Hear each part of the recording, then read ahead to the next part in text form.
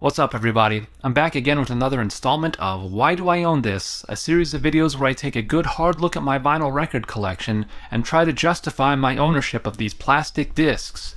If you're as uncertain about it as I am, I've put a link in the description section below where you can check out my Discogs account, which has an up-to-date index of every vinyl record that I currently own. You can drop into the comments section below and let me know which of my albums I need to answer for, and we'll probably have some fun along the way. My name's Adam McDormand, and this is Medium Quality. I'm a big fan of Miles Davis's late career output, those albums from the mid-'80s to the early 1990s. In fact, one of my favorite videos that I've put out in the past couple of years is an overview of the entire discography that I have from that late Miles period, which I guess I'll link for you guys to take a look at. So let's take a look at one of those albums. We've got Miles Davis's 1985 release, You're Under Arrest. Now, starting with this album, Miles Davis's compositions became much more approachable, taking on a pop and funk inspiration. And it may be because of that shift in musical style that this ends up being the last album that Miles Davis put out with Columbia Records, before switching over to working with Warner Brothers and that really fruitful collaboration that he had with Marcus Miller in the mid to late 80s. And that's why personally I consider You're Under Arrest to be the prototype for late Miles, and as such, this is an album that I have seen exactly 0 people talking about on YouTube. And I suppose then it falls to me to be the singular advocate for this album, and that is a burden that I will gladly bear. So I have actually 2 copies of this album. I have an original pressing that I picked up about 1.5 years ago, but I also have the 2022 remastered reissue from Get On Down Records by way of Columbia and Sony. You'll have to pardon any glare that may show up on this record. I'm going to leave it in the jacket. Otherwise, this Obi would be flopping all over the place. And of course, we don't want to have a floppy Obi now, do we? Now, this new version is remastered from the original analog tapes, whatever that means exactly, and pressed to crystal clear vinyl. I am impressed with the clarity of this record. Now, because I enjoy this album so much and have summarily ended up with 2 copies of the album, I decided to spend an afternoon listening to both of them and seeing what I could observe about how they are similar and different. So let's start with One Phone Call, Street Scene. This is the opening track of the album, and it makes for a very interesting point of comparison because there is so much going on in this track, with sound effects that are supposed to be like sirens and whistles blowing randomly, splitting through the soundstage. Miles's trumpet here is more of a textural element than a melodic one.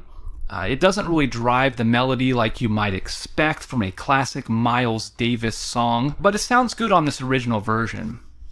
When I put on the 2022 remaster, it's a little bit quieter, but it's also got a more rich sound to it, ever so slightly. The bass sounds a little fatter, has a little bigger bottom, and it's perhaps a little warmer even. Immediately after that, we get to Human Nature, which is a really excellent cover of what may be my very favorite Michael Jackson song.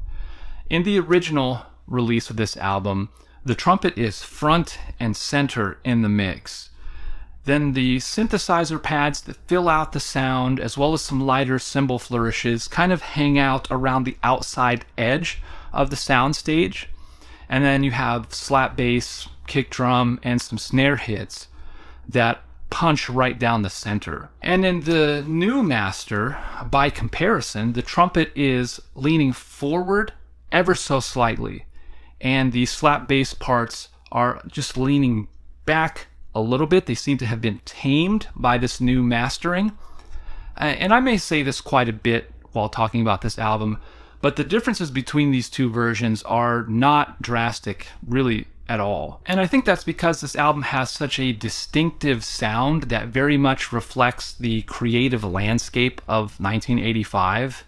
And of course, Miles Davis has found a very interesting place for himself in that broader creative landscape, but he's working with the sounds of the 80s.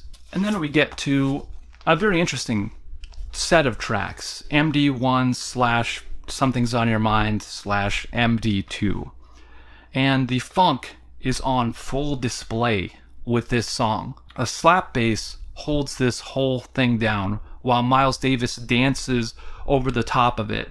And then there are these cool kind of fusion-y guitar parts at the very edges of the soundstage. The original version doesn't have the widest soundstage by any means. In fact, I think you could probably accuse this version of sounding a little bit thin. On my system, it actually kind of sounds like the music is contained or trapped in between my speakers, whereas the new remaster has a wider soundstage by just a few degrees, like it's escaped the cage a little bit. And I thought it was particularly noticeable with those kind of fusion-y sounding guitar parts played by John Scofield. Again, not a drastic difference, but if you're paying close attention, I think you probably will notice. Now, the last song that I want to talk about on this album is another cover, this time of Cyndi Lauper's wonderful Time After Time. That's a song that I've really liked for a very long time, particularly how melancholy the song is. And this cover version actually captures that melancholy in a very distinctive sort of way. I like the way that Miles Davis's trumpet plays this kind of mournful, melancholic melody throughout the entire song. Now, with the original version of this album, I found that Miles's trumpet parts were so crystal clear that they were almost fatiguing to listen to over time. And again, the new master has found a way to improve upon that. It's a slightly more laid back, more musical rendering of that source material. Really, I think that statement kind of encapsulates the differences between these two versions overall. I think the new master has a deeper and wider soundstage. Again, the differences aren't going to be major, they're not going to blow your mind, but in my opinion, this new version is going to be more enjoyable to listen to, even if only by a narrow margin. And honestly, I'm just really glad that somebody cared enough to put out a thoughtfully crafted reissue of this underrated late-era Miles Davis gem. I think it's fantastic that this is back in circulation. And so that brings us to the question, why do I own this? Now, obviously, I like this album enough that I tracked down an original copy of the album on vinyl when it was otherwise not available. And I'd like to think that I'm not the only person on the internet who likes this era of Miles Davis's music.